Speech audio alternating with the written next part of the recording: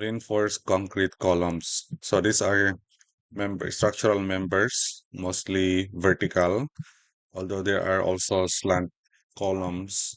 But most of the time, this is a vertical structural elements and mainly subject to compressive forces. So, okay, although may mga columns rin na subjected to bending, and most of the time meron rin mga bending. But basically, ang columns is, ang main na kalaban ng columns is compressive forces. So, yung sa structural analysis natin, ang load path will be from slab. So the load is carried by the slab, and then the slab is carried by the beam, and then the beams are carried by the columns. Okay. So, and then meron pa nito, after this one will be the footing. So, after CB 161, doon na itatakil yung design of footing. So, as you can see, ang column is one of the most important na structural elements. Kasi pag ma-fail yung column, although not entirely na ma-fail agad, but somehow ma-fail na rin yung somehow parang ma-paralyze na rin yung buong structure natin. Okay? Pag ma-fail ang slab, magsag lang yung slab. So, tolerable lang yan siya. Pag mag-fail ang beam, magsag rin yung beam, or it's either ano siya. Pero minor lang siya, and then kumbaga local failure lang. Pero pag ang column mag-fail, it could cause collapse, total collapse ng building. So, kita nyo yung may mga buildings na na-collapse either by, sorry, either by natural calamities like earthquakes, or either by, or also by terrorism. Mostly yung column ang nagfi-fail una, or yung column ang nasisira una bago collapse yung structure natin. So ganun ka-importante yung design ng columns. So later, you will see yung factor of safety natin sa column medyo mas malaki compare sa beams. Okay, so let's start with the basics. So types of columns, maraming basihan ng pag-define ng types of column. Let's start with the based on forms. So based on forms, we have concrete pedestal. First is concrete. Ang concrete pedestal, this is still a column, pero short lang siya masyado. Kita ninyo yung,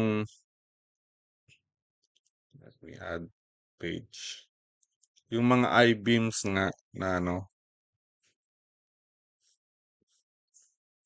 if you can see.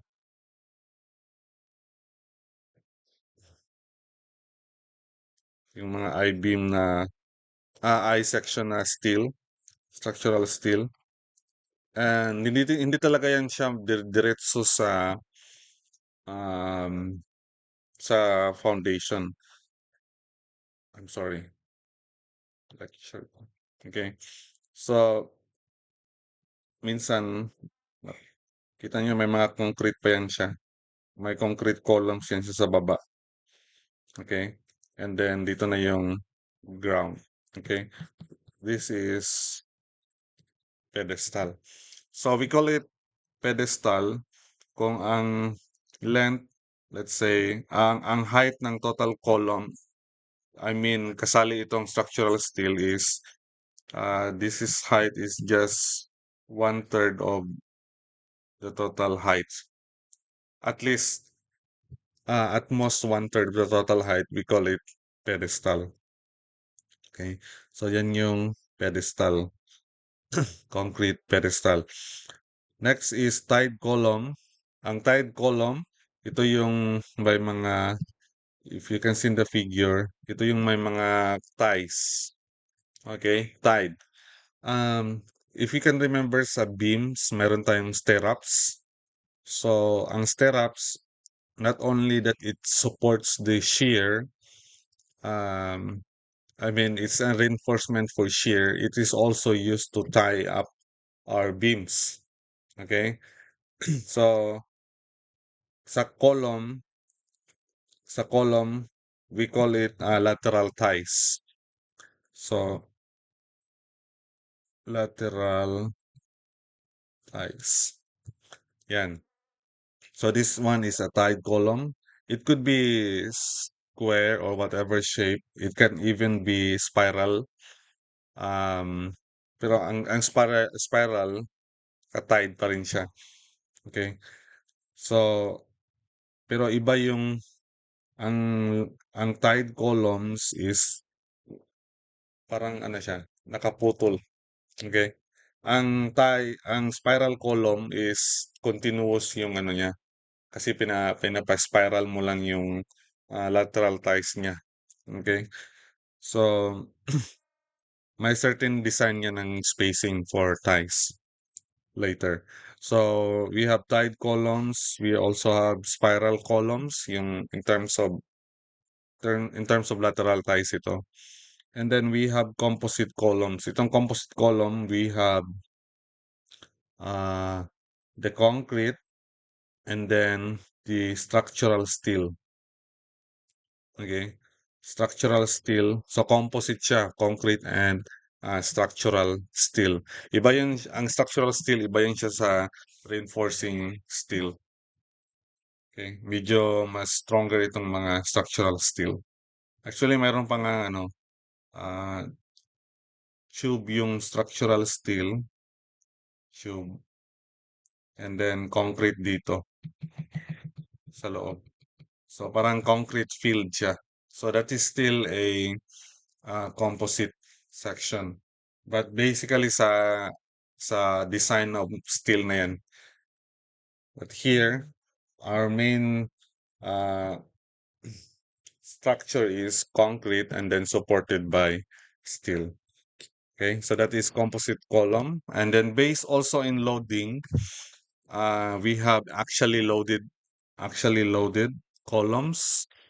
So actually loaded meaning ang actually loaded is more on, if this is our column, more on compression siya. Okay?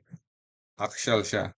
So, kumbaga, ang kalaban niya, ang possible failure is crushing lang. Okay? Yung pag-crush ng concrete or pag-yield ng steel. Okay? And then, for eccentrically, ang eccentrically loaded is mayroon na siyang moment. Ganyan. Moment and P. So, when analyzing a structure, most of the time, meron talaga tayong moment sa columns. Okay? Um, mangyari talaga yan. Bihira lang tayo maka-design ng column na actually loaded. Okay? So, most of the time, may mga moments talaga yan. So, we call it eccentrically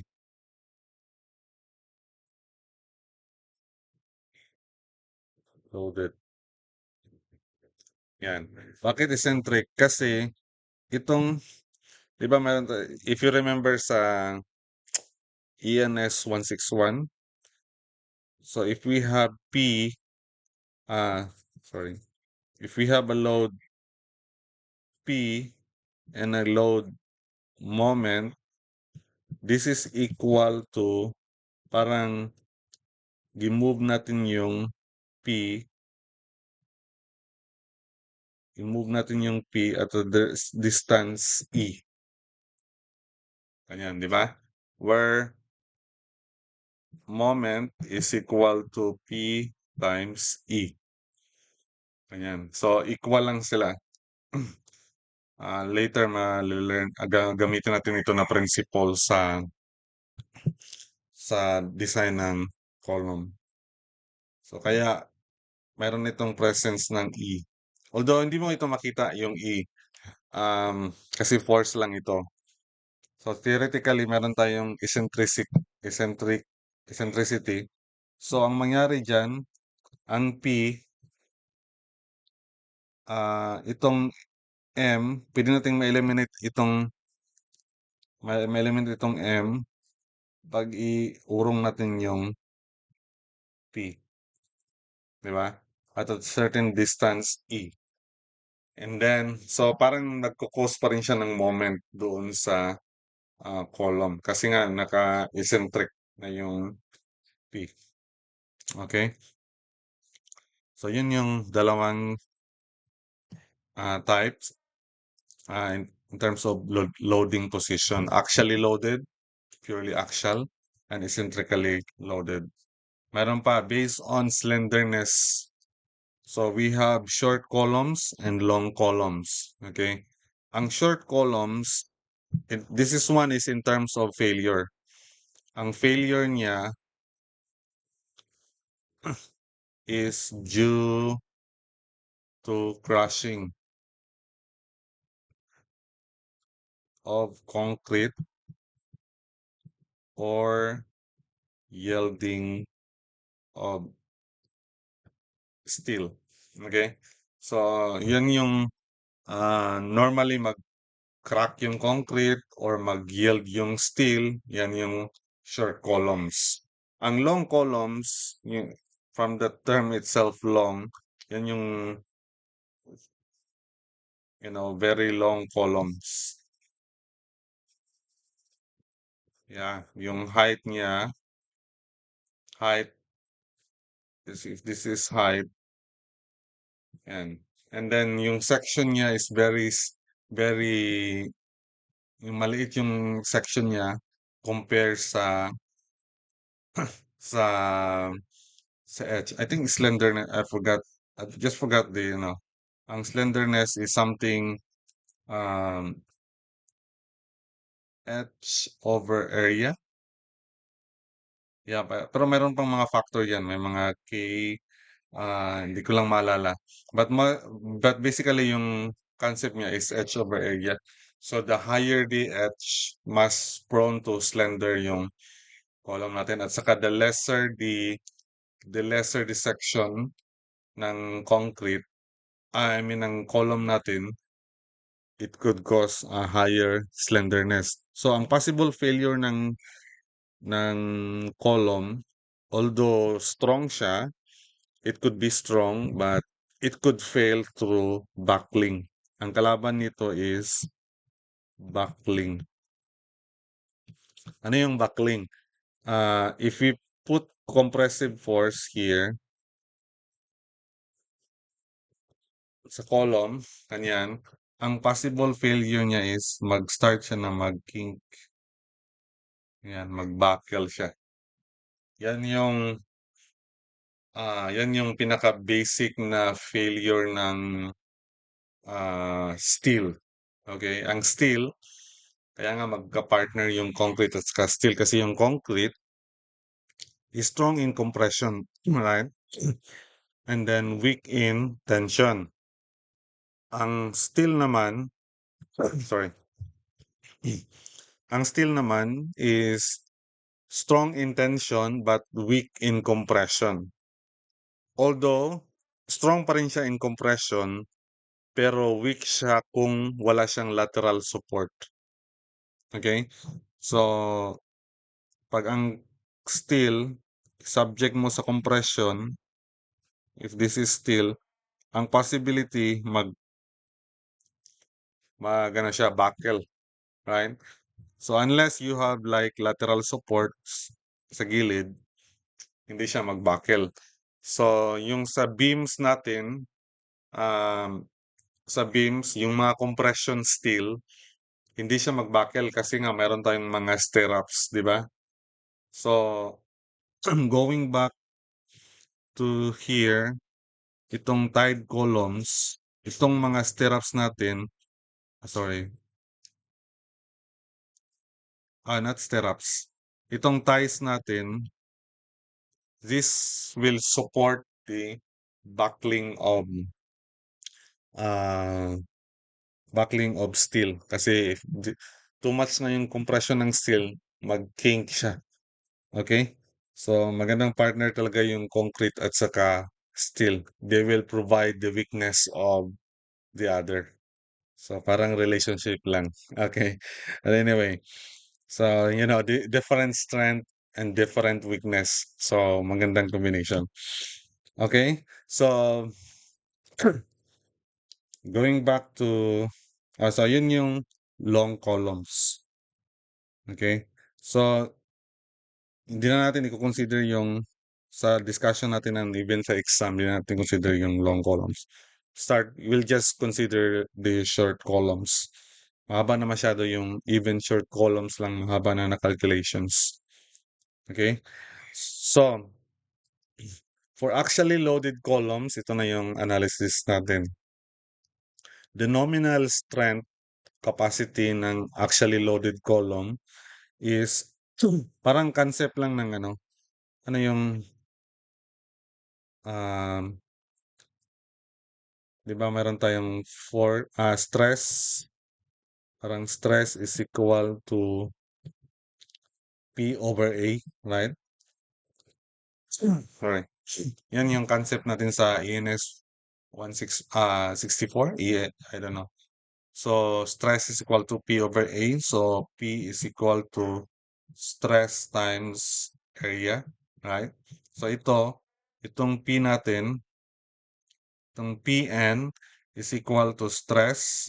Okay? Yan, stress ng concrete at saka stress ng steel times area.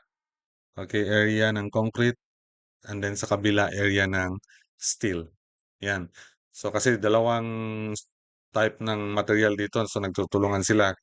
Part is sa concrete, part of the load is sa steel. So ganun pa rin sa concrete. Mayroon tayong factor of safety na although gamitin natin yung ultimate strength ng concrete na FC prime, meron tayong factor of safety na 15% kaya 0.85 lang yung ginagamit natin. Okay? Kasi nga, pagbuhos, it could be na may mga voids, ganun. So, that could compensate sa mga losses ng, ng FC prime. Okay? So, area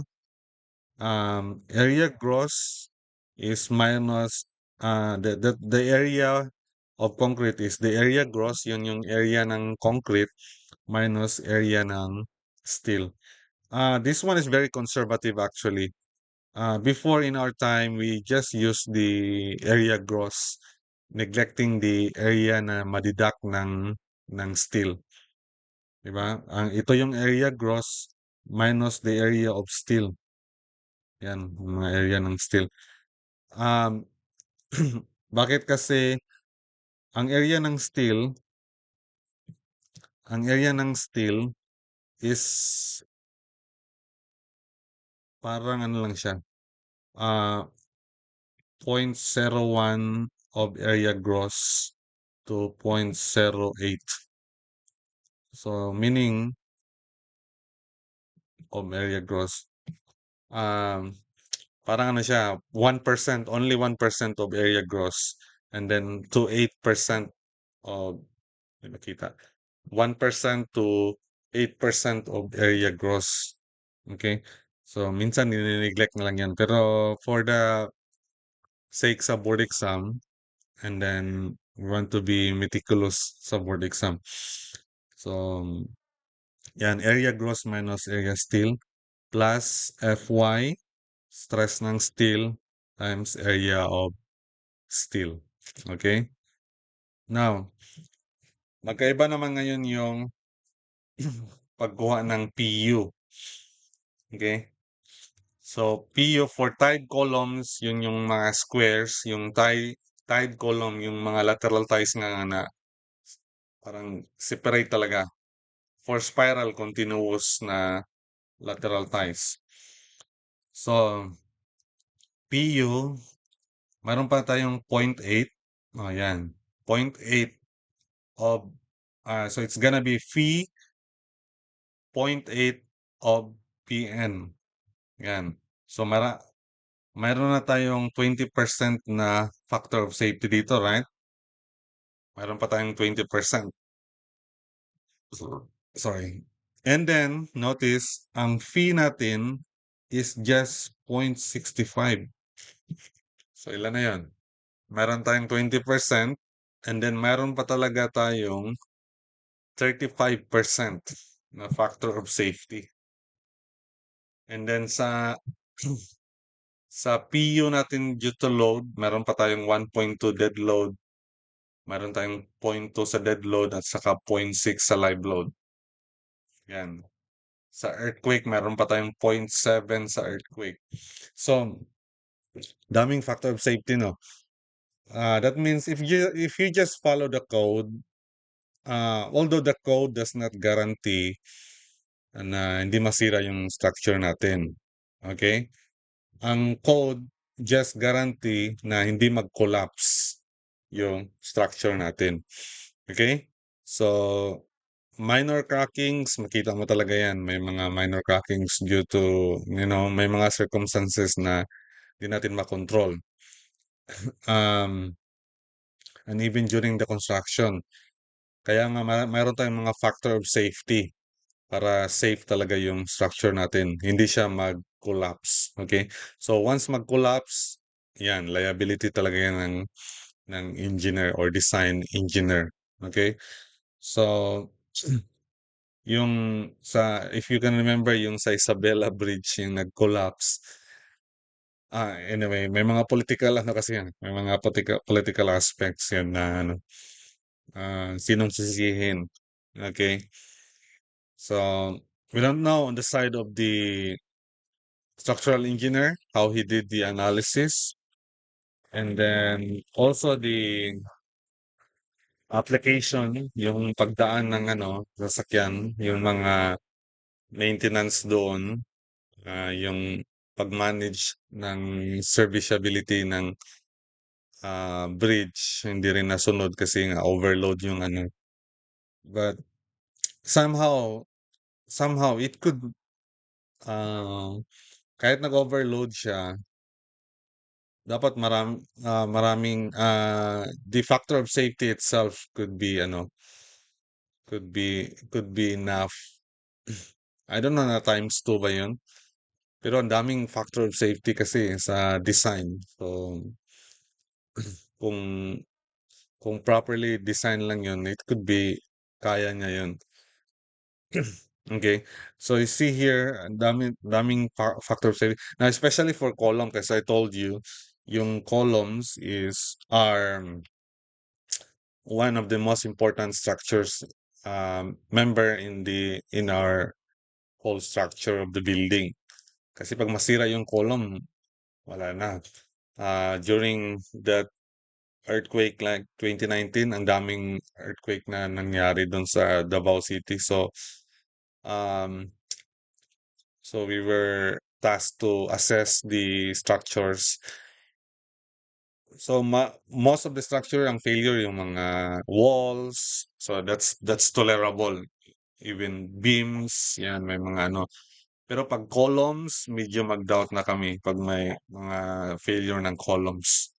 So, yun na nga, most of the structure na nag-fail talaga yung columns. I mean, kita mo talaga yung shear off or mag-crash yung columns. Minsan ma-remove mo pa yung mga crush concrete in the column. So, yun, nag-fail talaga. I mean, they shut shut down the ano operations on those buildings. Kasi nga, pag columns, medyo delikado talaga yung column. Unless ma-cured um, yung column. So as a structural engineer, that's our job. We find ways how to cure it. So may dinagdagan yung support, ganun, kung makaya pa. Um, there was one building na nag-fail talaga yung column. And then, na-follow up pa. Parang mayroon pang mga aftershocks. So, I think after like 3 days, nag-aftershock. ayun, gumuho talaga yung ano. Kasi wala na, fail na yung column eh. So, gumuho talaga siya. Okay? So, if you can see here sa column natin, ang dami nating factor of safety. Yan, mayroong 0.8. Kung tied column, mayroon tayong 0.8. Kung spiral column, mayroon tayong 0.85. And then yung fee natin, 0.65, 0.75. Okay? So, if you see, ang fee is, ang fee ng spiral column is 0.75 only compare sa fee ng ano, 0.65. Kasi mas sure kasi yung ano, yung spiral column, continuous kasi. So continuous yung reinforcement niya, I mean yung lateral ties niya. So bihira ka makita na mag-give up siya through backlink. Unlike yung tied columns natin, yan. Kita naman siguro mo sa construction natin, parang mga ganyan. Yan. So sometimes pag hindi maganda ang pagka-construct, pwedeng ano yan, mag mag-give up yung lateral ties. Okay? So, prone siya sa ano, prone siya sa failure, yung ganyan na lateral. Compare sa spiral na continuous siya, gina-round lang yung ano, murag tali lang ba? Okay. So, moving on, ang reinforcement, the area minimum of column is 0.01 area gross. And then area max is 0.08. So 0.01 parang 1% lang ang area gross. And then 0.08 is 8%. Okay? So the minimum reinforcement, it could be 3, pwedeng 3. So if this is our structure, pwede pala siya 3. Ganyan. And then considering na dapat may ties pa rin siya. Okay? Pwede siyang 3 and then may ties. Dapat ang area minimum ang area minimum should be 0.01. Ayan siya. Okay? So, sa bahay namin, may isang column, yung, one story only. And then, so, nagtipid ako. Yan. Parang ganyan. Dalawang reinforcement lang. Nakatais pa rin. Yan. So, parang, ano lang yun, maliit. Parang one story na, hollow blocks, ganun lang. Wala namang kinikerry na beams. Okay. So, but anyway, bawal sana yun. Okay. Ito yung minimum tatlo. Okay. Or it could be 4 with rectangular ties. So, sa lateral ties natin, ano yung lateral ties? Kumbaga, ito yung reinforcement natin. 4. Meron tayong ties na yan.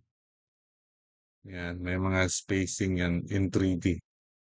Okay, imagine niyo. So these are lateral ties. So mayroong minimum spacing. Of course, mas maraming ties, mas safe siya, di ba? But it's not economical. Right? So we'll just use the spacing of ties kung ano yung na-design natin. So, ganun pa rin yung spacing niya, yung minimum spacing just like sa beam. It should be greater than 4/3 of the diameter of the aggregates. This one, 4/3 of the diameter. And the maximum spacing. Okay. So, 16 times the diameter of bar. Ito yung sa main reinforcement or ang tawag dito by the way, ang main reinforcement ang tawag dito longitudinal bar. Yan yung main reinforcement. Could be 16 times yung spacing yung spacing. 16 times the diameter of bar and 48 times the diameter of ties. Kung ano yung diameter ng lateral ties natin. Yeah, 48 times of that.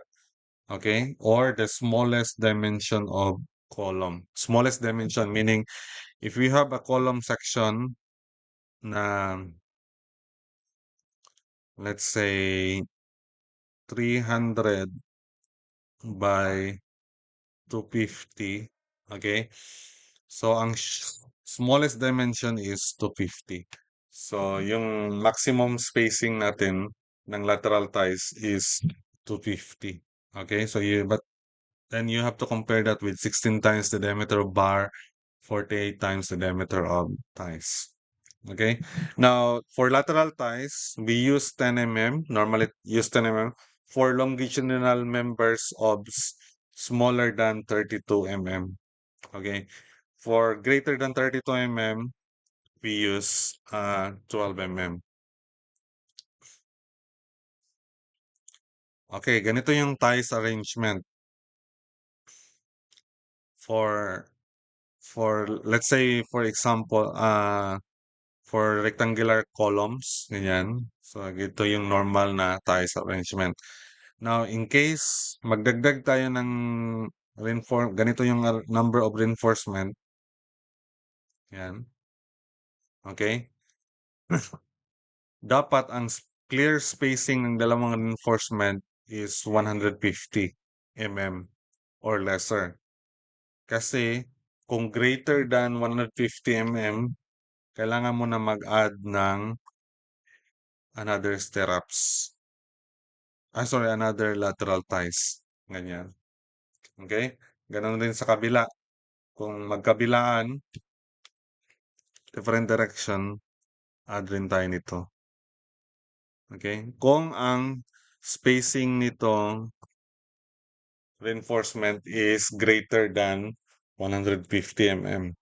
Bakit sorry, bakit ganyan? Para kasi pag greater than 150 mm or 6 inches, um, ano siya, prone na siya sa buckling.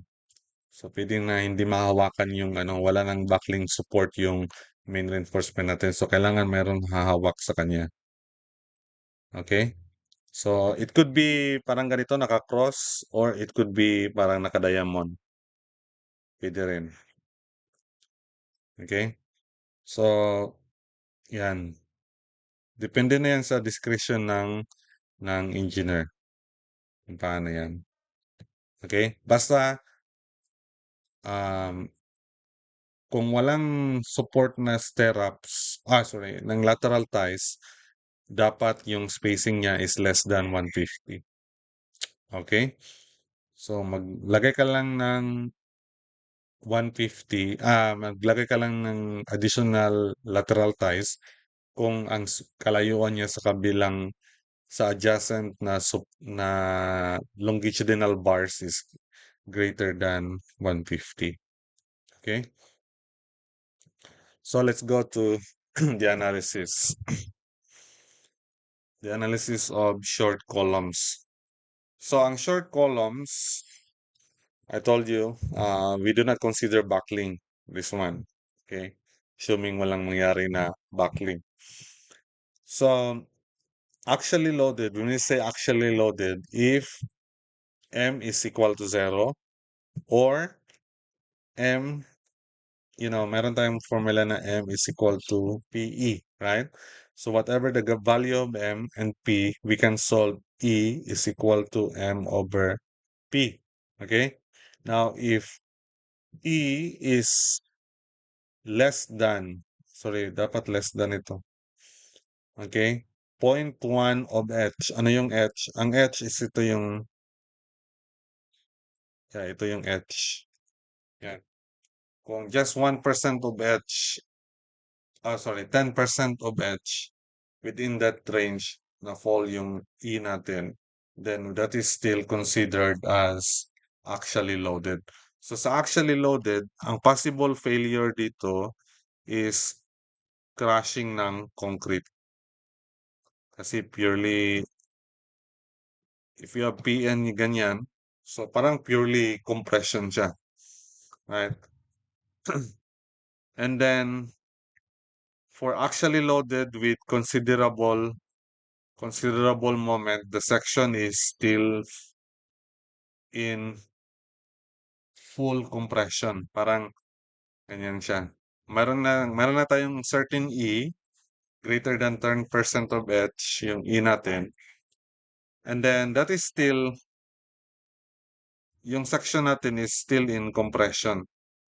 Yan. Pero nakaano lang siya, hindi na siya triangular. Hindi na siya rectangular. Yung dati, yung actually loaded, rectangular yung shape. Dito parang trapezoidal na siya. Okay? So, kasi the more you move PN to the right, yan, yung shape ng trapezoid natin, ayan rin. Lalaki rin yung area dun sa taas. Hanggang sa, if you move further, yung PN, this could go parang ganyan. Right? So, ito na yung mangyari. If you move PN farther, and then E is larger, so there is a certain term called balance condition. Ang balance condition, ang steel dito na side is under tension. And then the tension side of the reinforcement will yield. So mag-yield siya. At the same time, ang compression ng steel dito aabot ng 0.85 FC prime. Okay? So sabay sila mag-yield yung concrete at saka mag-fail yung sorry, mag-yield yung steel at saka mag-fail yung concrete. The same din sa beam, meron tayong balance condition. So sa column rin meron din tayong balance condition. Okay? So let's say for the sake of illustration, ito yung section ng beam natin, ng columns, and then supported by longitudinal bars looking at the section view. Okay? This is H by B. Okay, H by B. And then ang cover nito is from the face of the concrete to the centroid of the steel. So we call it D prime. D prime ito sa gilid rin. Okay? So if we have our PN to the right, ang PN natin is to the right. So itong section ng concrete to the right, most probably compression siya, right?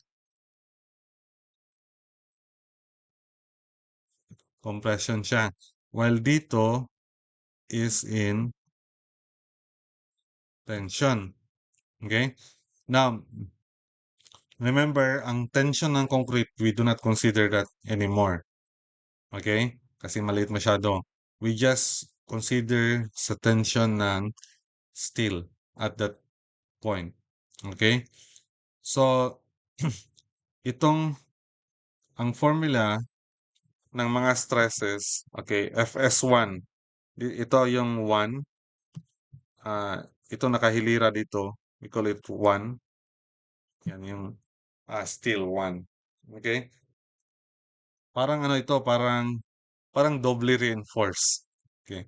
Tension steel and compression. So here, ang tension steel is ito is tension. The rest are compression. So kaya ang pagkuha ng formula, ang pagkuha ng value ng Fs is 600 times D minus C over C. Okay? Ang Fs2, parang itong D prime yung sa ano. I mean parang compression strength na siya. Compression steel, 'di ba? C minus ano ah C minus D prime ganun. So 600 times C minus Z2. Okay? Ang Z2, ito yung distance, hindi na makita dito. For example, here, parang ayan, Z2. Hindi na makita, no? Yan, distance niya. So, sorry. No. I think Z2. If this is still number 2, kung 2 ito, I think this one is Z2. Just verify sa book. Okay? Anyway, makita natin sa example yan mamaya. So, C minus Z2 over C, Fs3, ganun din ang Fs4. Okay? Now, in terms of force, so ganyan. Itong naka-violet, violet yan. Meron tayong T, okay? Kasi nga tension ito. Ito na nakahilera, tension ito. And then, compression, steel. Okay, kaya C2, C3, ito compression steel itong dalawa. Yan. C2, C3, and then C4. Okay? And then meron tayong compression caused by concrete. We call it CC. Ang CC, ito yung naka-shades.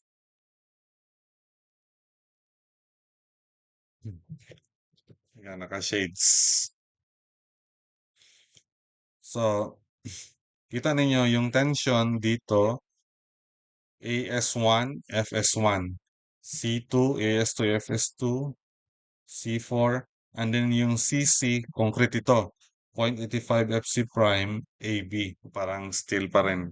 Okay? Then we can also sum forces along vertical to solve for the missing values. Summation of forces along vertical. So, we have PU. PU lang yung pababa. And then yung tension. Kaya PU is equal to C2 plus C3 plus C4 minus tension. Kasi nga ito yung pareho sila sa pababa ng PU natin. Then we can also sum moment at any point. Okay? To solve for ano yung hinahanap. Now, EB, ito na yun, pag makuha natin yung balance P at saka balance M, masolve natin yung EB. So, parang MB over PB. Okay? So, sa balance failure siya. Meaning, ang Fs, sabay nag-fail sa concrete, naabot siya ng strain na 0.003. Now, if, di ba meron tayong, sa beam, meron tayong raw balance. Okay? If our raw is greater than raw balance, ang failure natin is sa concrete. Okay? If raw is lesser than raw balance, ang failure natin is steel. Okay? So kaya ang answer dun sa tanong na ano dapat yung gamitin natin na raw sa pag-design, dapat yung raw is less than raw balance para mag-fail una yung steel kaysa sa concrete. Okay? Yun yung inawasan natin na mag-fail una yung concrete kasi mag-crash agad yung concrete. Hindi natin mamalayan. Okay?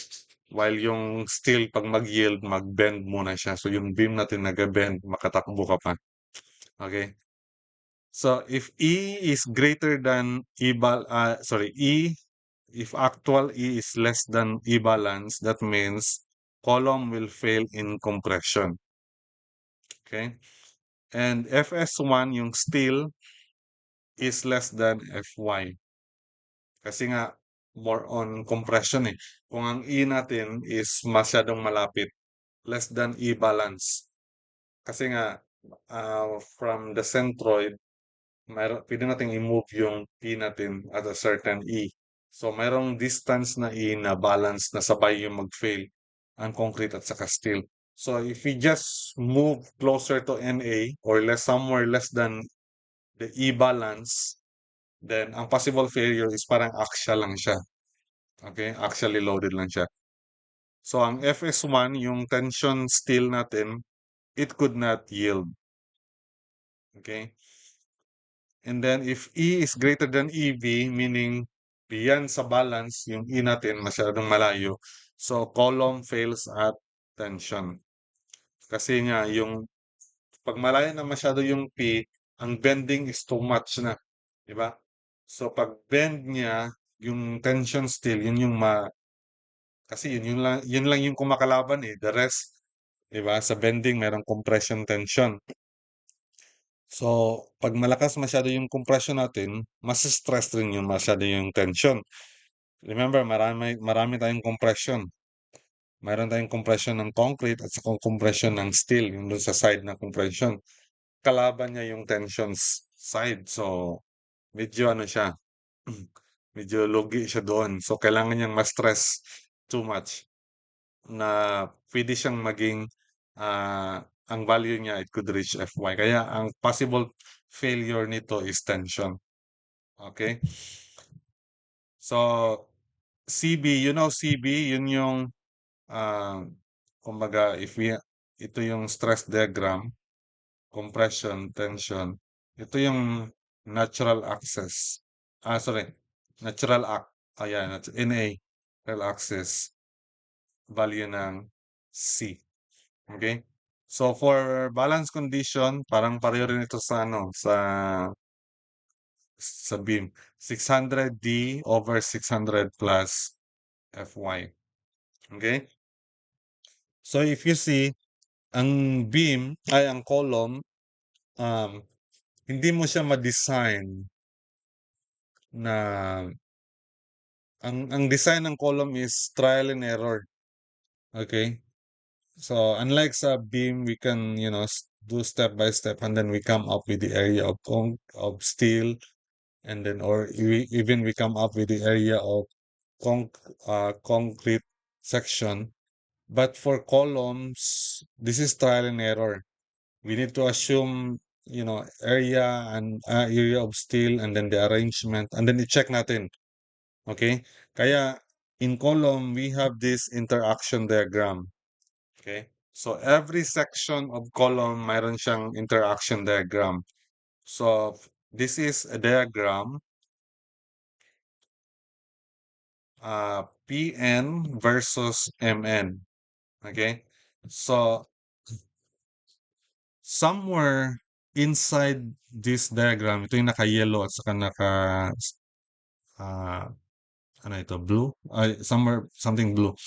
Yellow and blue, somewhere inside that interaction diagram, pag dyan nag-fall, okay, di ba meron tayong E is equal to MN over PN, okay? Kung ang E natin is somewhere nag-fall dito, okay? So, yeah. If our point here is somewhere nag-fall at a certain PN and then MN, then this is considered safe, right? Pag dito sa labas nag-fall, that is unsafe. Okay? So mayroong limit. Ito yung point dito na purely axial. Yan. Kalaban niya PN lang. So yan yung kung ang section natin is only purely axial. So i-check natin yung section natin kung purely axial lang siya. Ano yung maximum PN niya? I-check rin natin kung purely moment lang siya, walang axial. Ito yun siya. Ito yung maximum moment. So purely bending. Okay? This one is 100% axial load. So ito yung mga limits. Ito yung boundaries. Nagkataon na ganyan talaga yung shape niya. Okay?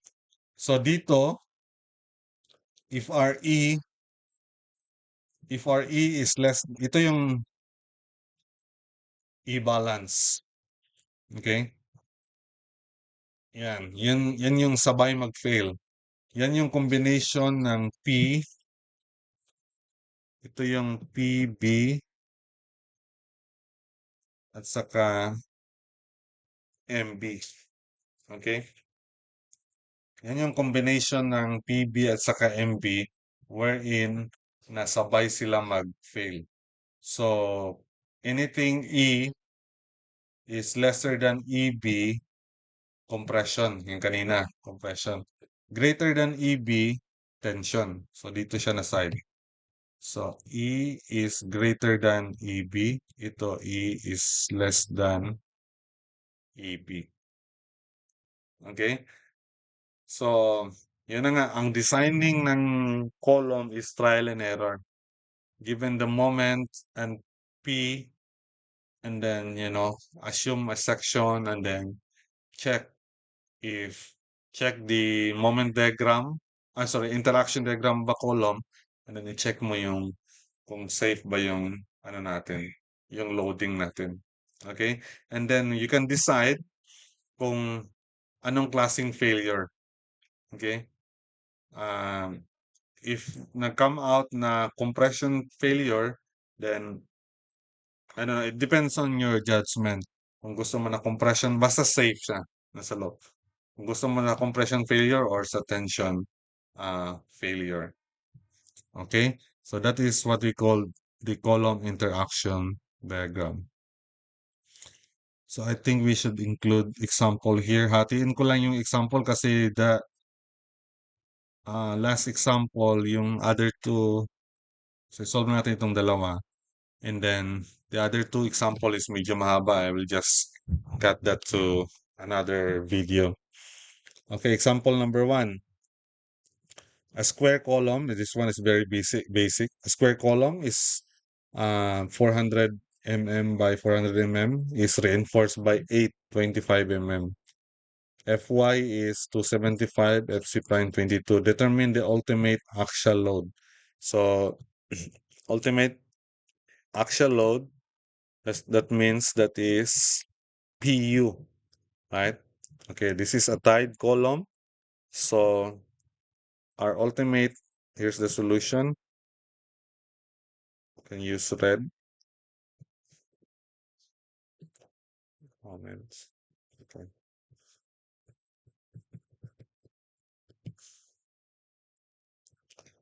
Or violet is better. Phi Pn, ito yung Pu natin, di ba? So for tied column, the formula is phi times phi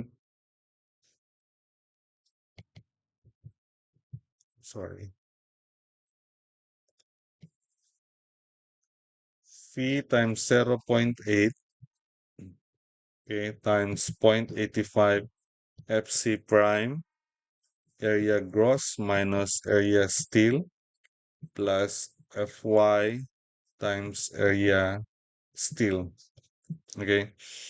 So Pu, I'll just write Pu is equal to phi natin kung this is tied column is 0.65 times 0.8. Let me, para ma-realize natin. Ang 0.65 times 0.8 equals 0.52. Yan. So, biruin mo itong 0.65 and 0.8 is equal to 0.52. Parang 50%, no? 50% ang factor of safety. That means yung column natin is supposed to carry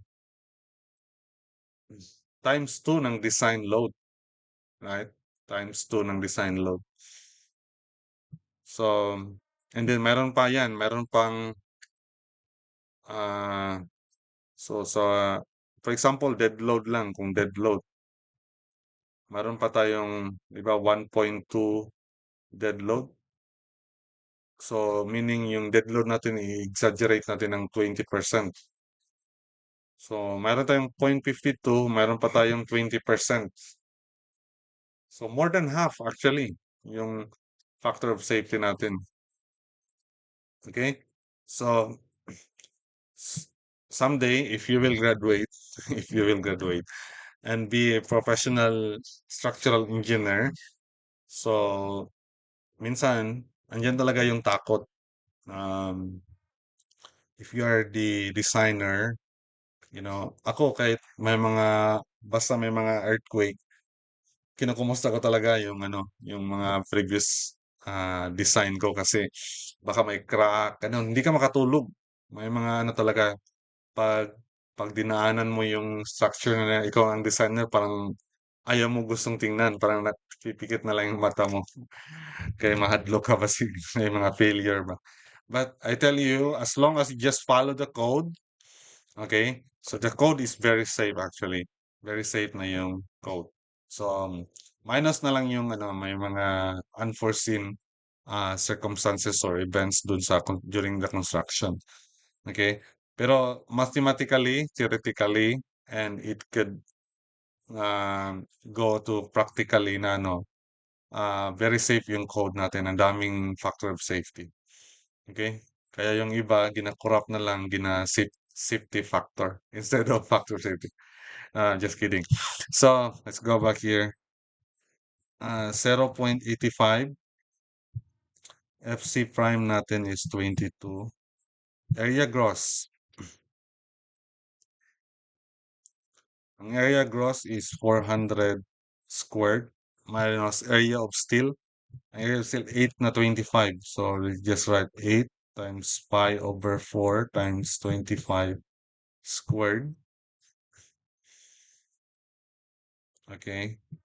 Then, let me add plus Fy is 275 times area of steel 8 times pi over 4 times 25 squared. Ganon. Okay, then using calculator, we can compute Pu. 2079.214 kilonewton. Hmm. Yan yung Pu. Now, second example. This is design example. Sabi ko kanina na ang design ng column is trial and error. But if our case is just purely axial, yung load natin is purely axial, then we can design it step by step. Okay. So, design a square tied column. So this one is square tied column to support dead load 500 kilonewton, live load P, only P, okay? Purely axial, wala tayong moment dito. As well as kung may moment, mahirap step by step design yung ano. So we just use the trial and error. But here, step by step tayo kasi purely axial lang. FC prime is 27.6 megapascal. Fy is 414 megapascal and 28. We will use 28 main bars. Okay, so the first thing we do is solve the Pu. This is 1.2 P dead load plus 1.6 P live load. So, ito na siguro. 1.2 of 500 plus 1.6 of 700. That means Pu is equal to 1,720 kilonewton. Okay? Now, mag-assume pala tayo. Ang raw ng kanina, ang raw ng steel ng column should be greater than 0.01. So, but less than, greater than or equal to 0.01 but less than 0.08. So 1% to 8%. So let's assume area of steel, we'll use 0.02. 0.02 of area gross. Di ba ang raw is area of steel over area gross? Okay? So, ito yung area of steel is 0.02 of area gross.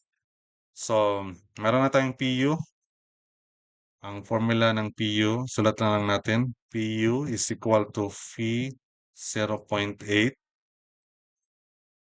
times 0.85 FC prime area gross area steel plus Fy area steel. Okay? Pu is 1720. Gawin lang natin Newton kasi ang result actually nito is Newton. Okay? So 1720 times 10 cube or times 1000 equal to Phi is 0.65, 0.8 times 0.85 FC prime is 27.6 times area gross Meron tayong area gross, right?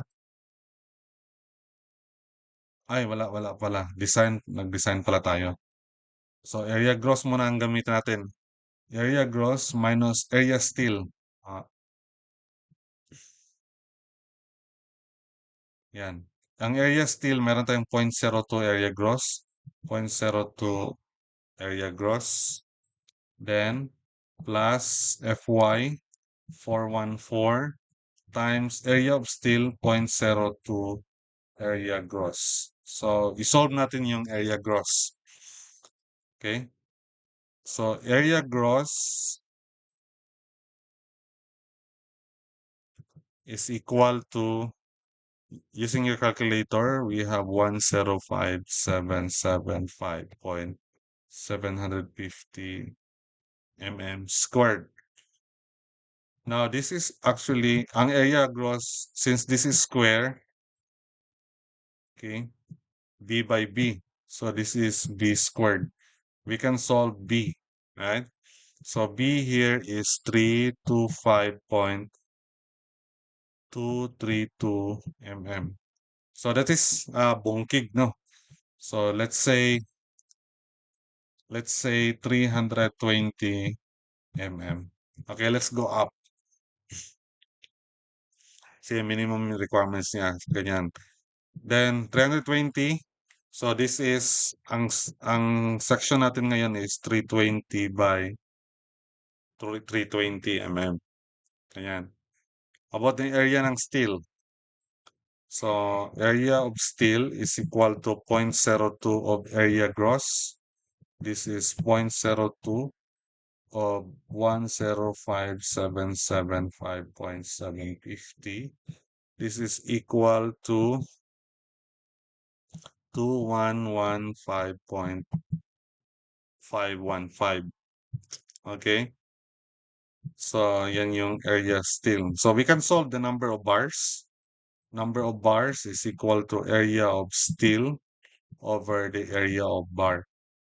Area of steel is 2,115.515 divided by, ang steel natin is 28 mm. Okay. So, pi over 4 times 28 squared is equal to 3.44. Okay? So, let's say 4 pieces. So, apat na 28 mm. Ganyan.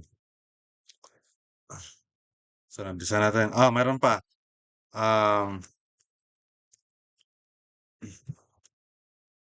By the way, meron pang lateral ties. Ano yung lateral ties natin? Ano yung spacing ng lateral ties? Hindi sinabi no kung ano yung gamitin. But this is 28 mm.